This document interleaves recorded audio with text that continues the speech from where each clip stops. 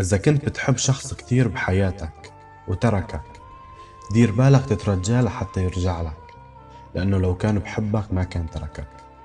لا تضل تبعت له رسائل إنه اشتقت لك وتعال عندي ورجع لي، لأنه هيك رح يكبر راسه أكتر. حاول تنساه وتطالعه من بالك، لأنه هو نسيانك وكمل حياته من دونك. ولا تبكي عليه، لا تبكي عليه، لأنه اللي بحب عيونك ما ببكيه. ولا تجي تقول ما بقدر أعيش بدونه.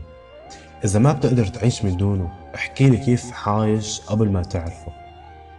ولا تقول أنا بدي موت عليه، لأنه والله الكفن ما بشيل اتنين، الله وكيلك. انساه وحاول تغير حياتك، وادعي الله يجيب لك الأحسن منه. لا تكسر نفسك وتذل على شخص واحد، وربك مثل ما انت تتمناه في ناس كتير بفكر فيك ومش بنساك، وبقي عليك ومش هيأس، ومهما تغيب انا فاكراك مادام عايشة وبتنفس.